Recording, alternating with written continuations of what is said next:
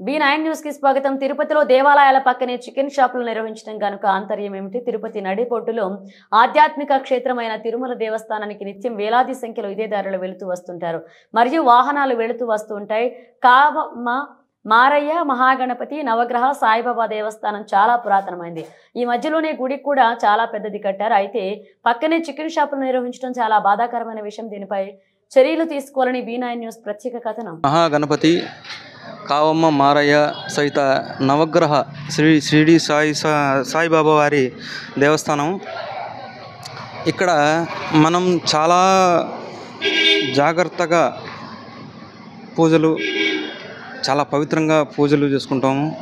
అలాగే ఇప్పుడున్న పరిస్థితుల్లో ఇక్కడ ఎంత హీనాతిహీనమైన పరిస్థితి అంటే పక్కనే కనీసం ఒక 100 మీటర్లు కూడా లేని పరిస్థితి.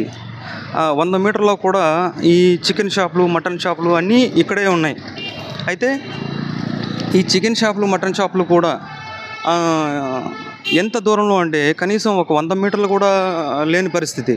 ఎందుకు ఇలా చేస్తున్నారు? ఈ హిందూ దేవాలయాల్ని కాపాడుతున్నారా లేకపోతే గాలికి వదిలేస్తున్నారా అన్న సంగతి కూడా మనకు తెలియడం లేదు. ఇది ఇలాగే కొనసాగితే మన గుళ్ళు, గోపురాలు రేపొద్దునే మన గుడి పక్కనే, గుడి కానుకొని గుడి ముందరే పెట్టుకుంటారు.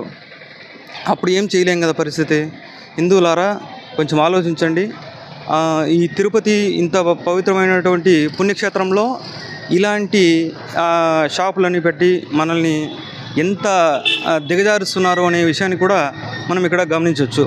పక్కనే చికెన్ షాపులు ఉన్నాయి. అది పోతే ఇంక ఇటువైపు చికెన్ షాపులు కూడా చాలా ఈ వాసన అంటే దుర్గంధం మామూలుగా లేదన్నమాట. ఇక్కడ ఈ దుర్గంధం ఎంత వెదజల్లుతుందంటే అసలు మనం ఇక్కడ నిల్చుకోవడానికి కూడా వీలు కాని పరిస్థితి. ఇంతటి వాసన, ఇటువంటి కార్యక్రమాలు చేయడం అనేది కూడా ఇక్కడ ప్రజలకు అనారోగ్యాల బారిన పడుతున్నారు. దయచేసి స్వామి అమ్మవార్ల గుళ్ళు దగ్గర ఎక్కడైనా సరే చికెన్ షాపుల్ని తక్షణమే వాళ్ళ లైసెన్సులు కానీ ఏదైనా ఉంటే కూడా రద్దు చేసి